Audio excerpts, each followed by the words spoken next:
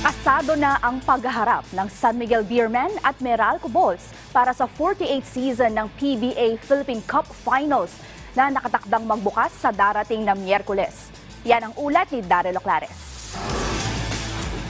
Back-to-back o panibagong kampyon? Yan ang katanungang masasagot sa pagsasagupa ng San Miguel Beermen at Meralco Bolts sa PBA 48th Season Philippine Cup Finals na magsisimula bukas sa Araneta Coliseum. Unang nakapasok ang Beermen na matatandaang na-sweep ang Rain or Shine Elasto Painters sa semifinals, habang galing naman sa isang dikdikang serye ang Bolts na pinatalsik ang Barangay Ginebra San Miguel sa Game 7 nito lamang Biyernes. Kaya bago marangkada ang All-Filipino Finals, sumarap muna sa media ang dalawang kupunan para sa isang press conference na pinangunahan ni PBA Commissioner Willie Marcial.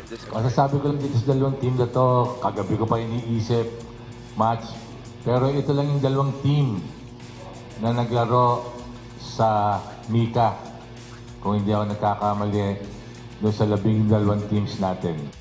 Ayon naman kay SMB Head Coach George Gallant, galing man sila sa ilang araw na pahinga, binantayan pa rin nila ang serye sa pagitan ng Meralco at Ginebra. We were up for 13 days but we couldn't prepare because we just didn't know who to play against. So we just prepared right after they won on Friday. So we just had 3 to 4 days to prepare against them. But we're kind of okay kasi yung 11 days na yun, we did a lot of scrimmages and then a lot of before Meralco won. Bagamat Bolts ang kupunan na tanging nakatalo sa Beermen sa elimination round, hindi naman nagpapakakampante si Meralco Head Coach Luigi Trillo. But that's the past. You know, we've been to a lot of games already sa PBA na alam namin that one game won't define our series.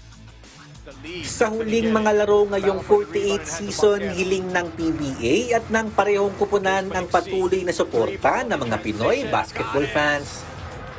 Daryl Oclares para sa Pambansang TV sa Bagong Pilipinas.